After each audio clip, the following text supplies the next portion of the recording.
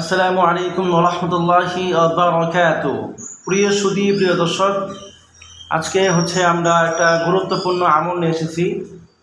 যদি কোনো ব্যক্তি প্রতি রাতে এই আমলটা করতে পারে, আজকে বৃহস্পতিবার, বিশেষ করে আজকের এই দিনে বা প্রতি রাতে, বলা হয়েছে প্রতি রাতে যেই ব্যক্তি এই আমলটা করতে পারবে, বলা হয়েছে ওই ব্যক্তির মৃত্যুর পরই তার ঠিকানা হবে জান্নাত। তার কবরের মধ্যে কোনো হিসাব দেওয়া লাগবে না। তাহলে আপনি যদি বা আমি যদি এই আমলটা করতে পারি এবং যদি জানি যে এই আমলটা করতে পারলে কবরের মধ্যে হিসাব দেওয়া লাগবে না, তাহলে এই আমলটা কে না করবে? তাহলে আসুন আমরা সেই আমলটা শুনি।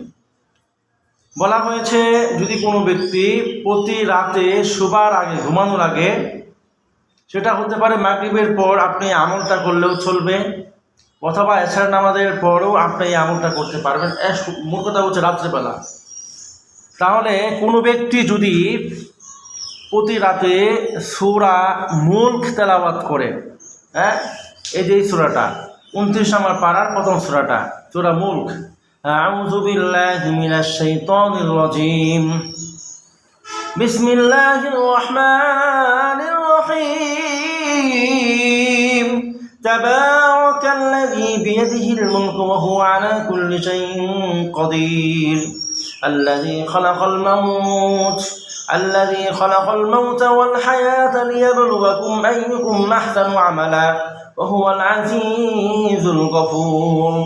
الذي خلق 7 سماوات طباقا ما ترى في خلق الرحمن من تفاوت فارجع البصر هل ترى من فطور. এই যে আয়াতগুলো তেলাওয়াত করলাম, এই সূরাটা যদি কোনো ব্যক্তি, মুমিন ব্যক্তি, আপনি হয়তো আমলটা করেন না, আপনার বোন তো করে, আপনার মা তো আমলটা করে, আপনার পিতা তো এই আমলটা করতে পারে, অথবা আপনি আপনার বৃদ্ধ যে পিতা রয়েছে, বৃদ্ধ যে মা রয়েছে, তারা হয়তো এই আমলটা করতো, এখন হয়তো তারা করতে পারে না, অসুস্থতার কারণে করতে পারে না, শরীরের মধ্যে অনেক রোগ বাসা বেঁধে গিয়েছে, অসুস্থ রয়েছে, তারা এই আমলটা করতে পারে না। সমস্যা নাই তো, আপনি এই সূরাটা আপনি আপনার বাবা মাকে শোনাবেন। যদি এমন হয় যে আপনার নাতি, আপনার ছেলে এই এই সূরাটা করতে পারে, আপনি পড়তে পারেন না, আপনি তার থেকে এই সূরাটা আপনি শুনে নেবেন। তাও যদি না হয়, এখন ইউটিউবের মধ্যে অহরহ সূরা মুলক রয়েছে, এই সূরা মুলকটা যদি আপনি শুনতে পারেন, আল্লাহর কসম, নবী সাল্লাল্লাহু আলাইহি ওয়াসাল্লাম বলতেছেন যে মৃত্যুর পর কবরের মধ্যে কোনো হিসাব দেওয়া লাগবে না। প্রিয় মুসল্লিয়ান কারাম, আমাদের মৃত্যুর পর সবচেয়ে বড় পরীক্ষার ঘাঁটি হচ্ছে ওই কবর। ওই কবর থেকে যে মুক্তি পেয়ে যাবে, তার বাকিটাও তো সে আর আটকাবে না।